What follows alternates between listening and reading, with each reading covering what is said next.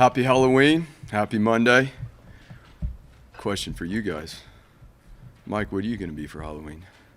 I put on I answered the door with my black pug dog, who's a bumblebee, and I put on your dreadlocks and sunglasses. Not a lot of effort there. That's more effort than a lot of people put into it. Are you a porch lights on or porch lights off kind of thing? Oh, on for sure. We support. Now, we got 2 young ones, so we got to hustle around the neighborhood, but we put the bowl out and first come, first serve. So my dog's the big hit, so I'm good there. Yeah. Yeah, you got to be in the spirit. Yeah. It's fun for the kids, and no, it's awesome. Well, we ready to get rolling here? Where's Craig? We ready to go? All right, guys. Again, thank you guys for showing up today. We obviously we come off a weekend where we were able to build and grow on a lot of things, and now we got a huge task in front of us, a huge challenge in front of us. The utmost respect for what Kalani has done at BYU and the program he's built. They've played a schedule this year.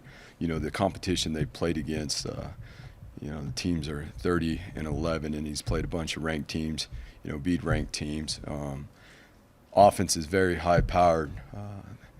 The quarterback is extremely experienced with a wide receiver core that is explosive, big, and a run game that has been very productive over the course of the last couple years, not only this season, but the last couple years. They're big up front, and they move really well with the mid-zone schemes that they run. And what comes with it is the play actions and the things off. And then, they've always had a really good defense with guys that move around and play physical and get to the ball. They got a big defensive front. Their linebackers are very athletic. They're very active. And so that's going to pose, great challenges for us as we prepare and we put a plan together for this week. With that being said, let's answer some questions. Obviously, you've had some great battles with them. Games always seem to come down to the wire, and there's just some classic, moments in the rivalry. What comes to mind when you think of the BSU, BYU rivalry? Yeah, it requires your best, and that's the first thing. It's like it requires you to be your best every single day this week. As coaches, as staff members, in preparation for our players, to create a plan, to identify the personnel that they have that we have to be very aware of in certain situations, how we create a plan that the players are able to bring to life so that they can play fast and play physical, because this is always a very physical game. You played and coached against BYU. Is there a game in the series that stands out to you, one you'll never forget? Well, just like we were just talking about, there's been so many tight games. There's been a ton of them. And ultimately, the only past games or the only things we think about from the past games are the experiences that will help us from a technical and a schematic side of this next opportunity. So we don't really reflect on a whole lot. There's not a whole lot of time, but I will say this, whether we're playing down there or we're playing up here, this is always a game where the atmosphere in the stadium is very electric. There have been some very close games, and again, it comes down to a few plays here and there and who can execute the best, who can be their best, and who can take care of the football and be relentless for 4 quarters. This is the last time you'll play on an annual basis. I mean, what are your thoughts on that game ending for a while? I haven't really put much thought to that. Again, just focused on what it is in this opportunity in this week, and then after that. But I haven't put much thought to that at this point this week. There are a lot of fans and a lot of build-up because it is the last one for a while. I mean, bragging rights, that kind of thing. That who knows when you'll play again? Is there any? I mean, from a player standpoint, is there any extra motivation knowing this could be the last one for a while? Well, it's just we just spoke about. There's a lot that goes into this game. It's your best is required each and every day. So the amount of motivation that's already going into it. Again, I know there's a hype on this is the last game for a while and all that, but this is the only game this week that matters, and that's all that it is. And again, yes, it's been a series that we've played now, obviously, for a decade, more than a decade, and so, and even before that, we've had series with them. So it is a regional game that has been a rivalry game, and that we know that it's going to take our very best to be successful this week. Looking at the challenge this week, Hall, the quarterback for BYU, quite possibly could be the best quarterback you've seen all season. So what kind of a challenge is he to try to corral on defense? Well, number one, he's very accurate. You can see it from his touchdown to interception ratio. He's completing 66%. He is a quarterback that makes all the throws. He makes the throws down the field on the outside, whether they're 9 balls, whether back shoulder, he makes the throws over the middle of the field. He makes all the intermediate throws. And what comes with that is his ability to extend the pocket and be able to move and throw on the run as well. And so when you really look at it, he's a complete quarterback from that standpoint. And the wide receivers, again, I mean, it's a talented group, and I know some of those guys have been banged up, but they keep showing up. They got a ton of wide receivers that are very productive. On defense at home this year, you guys have played 8 total second-half quarters, 120 minutes, you've allowed 3 points. What is the key to being a good second-half team? Like, is there something to that? I'm assuming it's more than just coincidental. Well, you know, it's a combination of a bunch of things. It really starts, again, throughout the course of the week and having an understanding of what is the plan, who are we playing, how do we have to handle certain situations from the standpoint of personnel and formations, and what is the offense, what's the offense's game plan, and then being able to move forward quickly and see the things that our defense is getting and be able to adapt, try to stay out in front of things, prepare the guys on the sideline. When we're on the sideline, I mean, it's as much work as when we're on the field, and that's part of it. And, you know, that doesn't start during the game. That's during the week of practice, and making sure that our guys are prepping at practice that way, and the constant communication in between the reps. When the ones are out there getting their reps and the ones come off the field, it's the constant communication of staying in the flow of practice and building that, because the stamina, the mental, you know, focus that it takes to be able to be on point for 3 hours and 15 minutes, that's the short side. Our games have actually been a little bit longer this year for whatever reason. We have to train to be that. And the operation at halftime, the way the players are locked in, it's finding answers at halftime. Again, being out ahead of what could come in the second half is a big deal, but ultimately it comes down to the personnel and the players being all in on that. Progression of Talon over the last month, how would you describe it through your eyes? Well, I mean, like we've spoken about, it's we've been progressing, and the first thing that we said a month ago is, you know, we are going to make progress, we are going to grow, and with each time that Talon gets to go out on the field to practice each week, there are certain objectives that we set out that, okay, this week, this is what we need to grow at. And he's been persistent. He's taken advantage of his opportunity, and as we all know, last week was his best performance. But we're not done. We're not done growing. There's things that are set out in front of him for this week that we'll need to meet those objectives during the week of practice. But it all comes down to, like any other position, the confidence in getting the reps at doing it. Especially at that position, the command, not only out when we get out in the field, but the command in the meeting room, building that confidence in there. Coach Cutter's done a great job with him in continuing to build him, and we'll have to continue that as we go through. But the way he commands the huddle leads to his confidence at the line of scrimmage, leads to his confidence at his decision-making once that ball is snapped. And as we continue to work together, and there's consistent schematics that he gets comfortable with, it's not about what we want or what people want to see. It is about what our players, not only Talon, but it is about what does our personnel do best. That's football. Defensively, it's about what does our personnel do best that we need to do to give ourselves a chance. It's always about the personnel.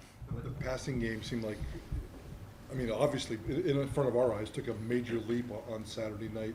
You guys have always talked about his abilities in his passing, but even at this point, is he progressing faster than you thought? Is he a better passer than you thought? Why is it all clicking so fast and so furious? Well, I mean, the questions are still being answered or asked, 2 weeks ago about how are we going to get that right. So, I mean, it is always about what is the defense giving us, and being out in front of that too, and creating a plan. We have a better idea of what defenses are presenting on a given game day to, if they're given a certain defense to handle the run game, then what does that open up in the pass game and vice versa? And that's the way the game works, and the coaches have put a good plan together last week. Last week was last week. This week is the most important thing. And how do we get ourselves in rhythm this week so that we can be successful? You mentioned the BYU defense. I always think at least getting ready to call the games, they give you a lot of personnel, they change things up a lot. So what kind of challenge is that defense going to present? Well, they are, and they're going to play. They've been primarily a 3-man front, but they've mixed in 4-down fronts recently. The zone coverages that come with that, they've traditionally been more zone, but they have the ability to change it up and do some other things. Again, how relentless their defense plays has been their strength. How physical they are up front, how they pursue the ball, how they tackle, how they attack the ball.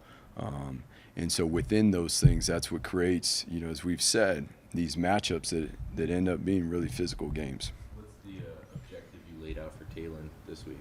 Well, today's Monday, and we're working on that. So the biggest thing for us coming out of last week is to be able to operate and really keep ourselves on schedule during the week.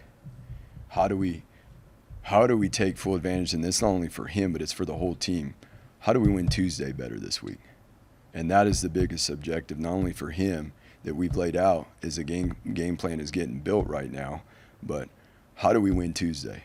If we win Tuesday, we start fast on game day. And what does that look like from last? What are the things that we did well last week in practice that we've had to pick up and do even better this week with our process? Taylor is such a young kid. I'm sure he's an excitable kid. And he understands what's gone on in the last month, and he's just his head's got to be buzzing. Mountain West Player of the Week today. How much do you have to? When this whole process started a month ago, it seemed like it was all about physically coaching him to be a better football player. But now you got to get into his mind a little bit and maybe coach him mentally, or you always probably have. Always have. That doesn't stop. So is that's for us behind the scenes, Mike. That's the consistency that doesn't change. And I know you guys get that. You guys ask all the questions, and is it pretty consistent up here? It's pretty consistent. I know that may frustrate you guys, but guess what? That's what creates consistency, is the same message, and then laying out objectives. And let's go meet these objectives. Let's set these goals for this week, one day at a time, and go get it. Nothing's going to change for him. He knows very well when he shows up here in a little while, when he gets done with class, that it's time to go to work. And what happened last week is last week, okay? And it is going to require us to be our best this week. And he understands that. He knows that. He's going to be eager to, okay, what is it that we can do this week? What are we going to need to get done? And again, the process week to week, teams that want to be successful in November get better at the process. You're either getting better or you're getting worse. There's new objectives. We're talking about the new defensive schemes that we're going to see this week, which is different than what we've seen in the past couple weeks. And so what is it that we have to do in order to be successful? You have such a defensive background. When it comes to a guy like Talon, how much fun, for lack of a better term, I guess, how much fun has it been for you, and how challenging has this been for you as a head coach as you spend more time with the offense and probably Talon for that matter too?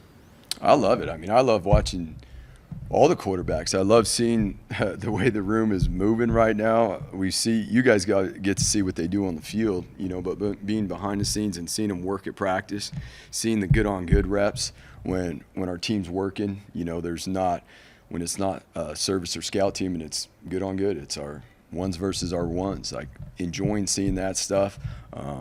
Seeing the excitement, seeing the competitiveness at practice, that's where we got to keep building this thing. Our competitiveness at practice is everything. And it's fun to see Talon do some of the things, that he does in practice and then see him do it on game day. And I'm just excited for him. Obviously, as we spoke about, it's about being humble and hungry and staying a certain way and keeping our priorities right here, because at this point, that's all that matters. And watching him grow and seeing him do the things he is, I'm really excited for him. Do you have a policy, Andy, of winning Mountain West Player of the Week, or a system? Do you announce it in front of the team or him personally, or do you not, like when guys win awards like that? Yeah, so it usually comes out after our team meetings. So when guys have won those awards, it typically comes out after our team meetings. When we get together tomorrow morning, the quarterbacks need all the times they need. They're not in here. It is about fundamentals and techniques for the overall team, and then we go straight into special teams, on a Tuesday morning. But we've been fortunate to have some guys. Again, I would say this. I think Talon would be the first to say that it is not just about him. It is about the guys around him. It is about the guys that he's working with and putting the work in. And the wide receivers, there's plenty of wide receivers. They did really well in that game. There's obviously a O-line and running backs, too, that did really well. And he'd be the first one to say that. It's more about praising, that side of the ball and the team. And you know what? Guess what? The scout team that helped him get ready to do those things, Your receivers were catching passes with more space than probably they have all season. Is that them being more crisp with their routes? Is that Talon timing being better? Is that just Colorado State defense was playing something you guys really could attack? I mean, what was that? Well, I think from our standpoint, it's always about us. I think it's a combination. It's a combination of, again, us banking reps, experience together, us really, as we've spoken about, coming out of the bye week, what is it that our guys do well? It is all about our personnel. What complements what we're doing in the run game that we can do in the pass game? What are the things that we protect well? What are the things that ultimately, the most important deal, what are the things that the quarterback feels confident in doing with the wide receivers? That's the biggest thing. We can have all the ideas and get on the board and draw this, and then Coach Cutter's done this a long time. I mean, he obviously has so much knowledge, when it comes down to schemes and those things. But the thing that I've admired and seen is that his ability to organize the things that Talon does well and that he can do well and keep it simple. When you look at that, what are the things that Talon does well? Yeah, he does a lot of things well, but I'm not going to get specific on that because we'd be handing out that information. The scout team a couple times recently, and particularly after that Air Force game. Who are a couple guys on that team that no one knows about or that are standing out? Well, JJ Talo has been Scout Team Player of the Week. Those are the things that we praise in front of our team. The guys that don't get that recognition, that's doing the work behind the scenes. Braxton, Braxton goes back and forth because he is on the travel.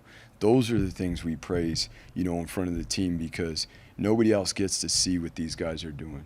The scout team O-line has been tremendous. This week he'll be even more important because this will be the best O-line that we've played against. But even Maddox has done a phenomenal job on scout team.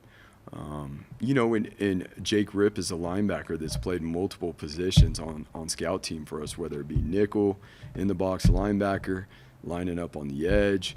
And so it's fun to go down there too and work with the defensive scout team and see these guys and work with them, especially when, the looks they're given are, at times this year have been similar to some of the things our defense does.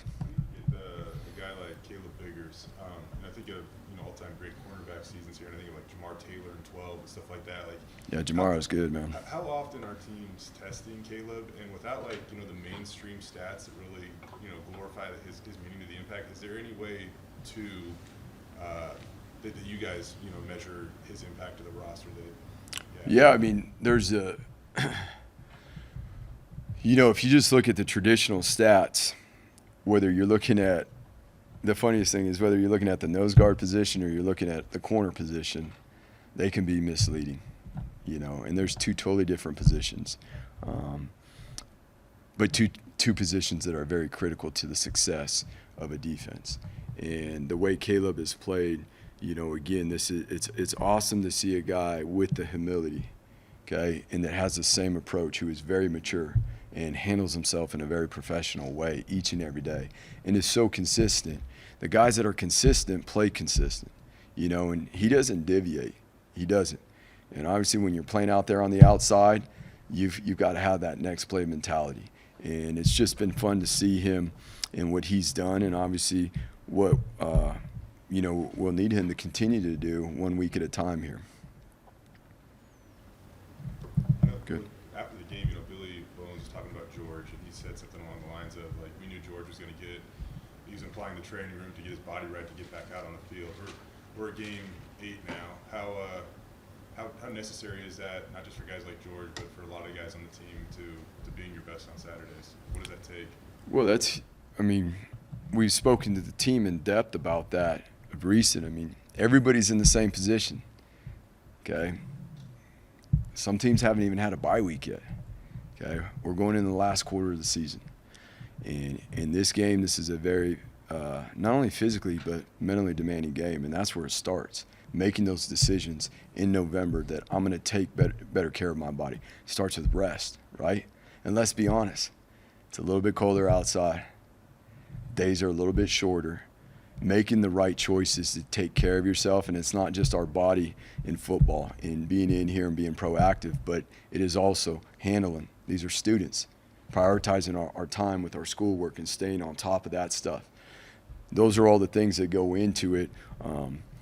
Not only for the guys that we see, on TV, the top 35 guys that get the most of the playing time, but that's for everybody in the program right now. Because again, as we've spoken about, there's a lot of guys behind the scenes that are doing tremendous things to help us be successful.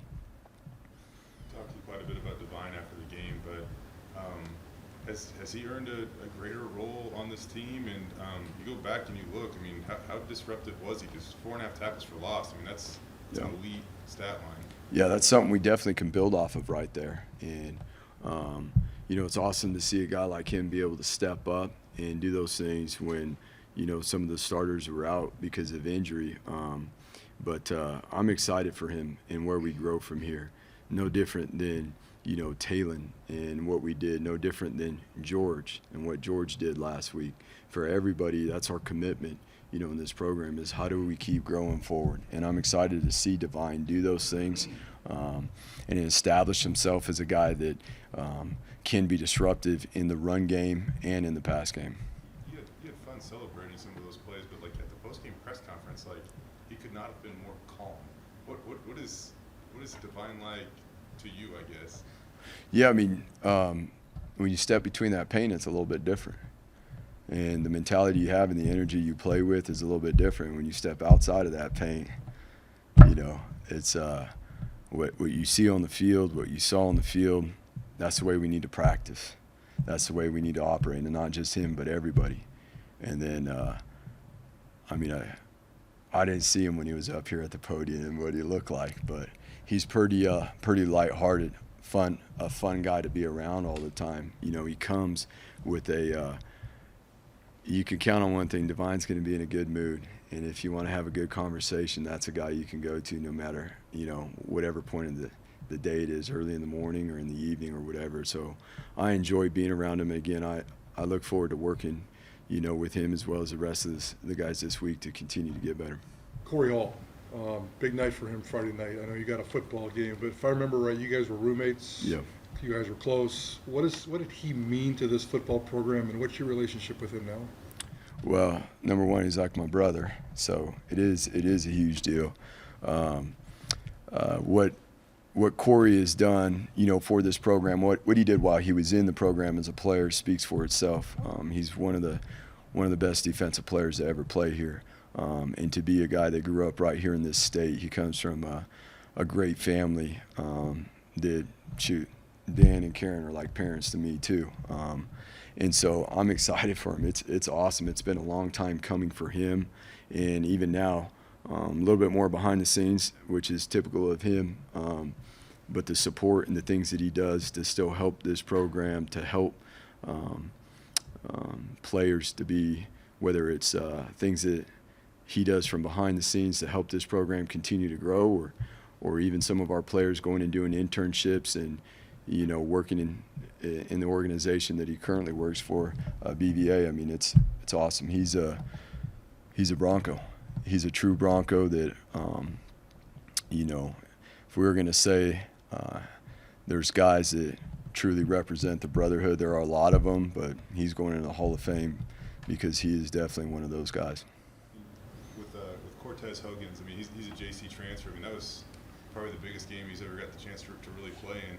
Remember when he was being recruited here, he said that he chose this place because he felt like you guys were the most upright and honest with him. So what did he do to put himself in the position to have the success he did? And how much did he just enjoy his first, Division I college football game? Yeah, I mean, it was awesome to see the guys step up. We were down a few guys, and he worked really diligently last week to get himself ready for that. And there's still, there's a lot of things that we're going to have to be better at this week, and he knows that. But he did an unbelievable job for his first time stepping in. We adjusted Ahmed and put Ahmed back inside because of the lack of depth we had there last week. So that created the opportunity for him to step up with Dimitri playing over there as well. And we're excited, again, for what he can do going forward. And again, his humility and coming back in here and watching the game with him yesterday, he already knows. He was on it. We were going through the film. This is good. This is good. I need to do this better. I need to do that better. I can do this better. And that is awesome to see. When guys come up in here and they play good, they play well, but they're coming up in here and they already know what it is that they can and they want to work on to be better at. Andy, when guys, I don't know if you're going to comment on this or not, but when they don't want to be here anymore, do you ever try to convince them to stay? You know what? This game's hard enough. This game is hard enough. And in the world we live in today, in certain situations, it's always about being on the same page with communication and all those things. And in the world we live in today, those things are going to happen. And our team has been awesome about moving forward and focusing on, again, what is right in front of us, what is our goal, and what are our opportunities. A month ago, you guys were 2-2. Now you've won 4 straight. You're undefeated in the conference. Where is this team different than it was a month ago? Well, I will say this. It's all the players. It is the players' commitment. It is the players' work ethic. It's their chemistry and how they're working together, how they've committed to each other. And that is the thing that has been awesome to see, is how they work, how they support each other. There's been guys step up. We've been able to play, whether at times out of necessity like we're talking about, or guys earning roles.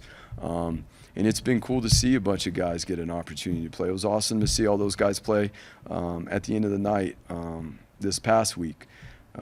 But the thing that, where we're at right now is we're focused on the process each and every week. And we've done a better job of that consistently throughout the month of October. And as we go and we move forward, there are plenty of areas where we can continue to grow with that to be our best, which it will be required. We have a huge challenge this week, and our team knows that and understands that, and so we'll have to grow some more this week and make sure it always starts with our chemistry, how we're working together, and I know our guys are eager to do that. 6 college football coaches have been fired this year. It's not even November. I'm not going to ask you about Brian Harsin, but as a college football coach, is that a trend that should be concerning to you in your industry? Well, you know what, and again, I'm sorry, I know it's not for whatever reasons, but we're just, the amount of time that's in the day and the things that we have, I haven't put much thought to that. I obviously, I'm fortunate for that staff and knowing a lot of those guys, and I feel for those guys and thinking about them, but you know what, it's a very high demand in this game. Every Monday we come in here and we talk about it, right? Every Monday. And in this life, you get to choose, the things you're going to focus on. And you can focus on the things that you can control, the people you can impact in and around you. And ultimately, that's what I think about it. And keeping the game that we love, the sacred game that's helped so many of us, the game that's helped us create so many relationships, and not only that, but the things that we've gotten from it. Those are the things that I focus on. And I know it is demanding. There's a lot of expectations that go along with it, but at the end of the day, the things that we're focused on are, for us here, I can't speak for everyone, but we're focused on our players, our staff, our family right here, and that's all we can do. Thank you, guys. We got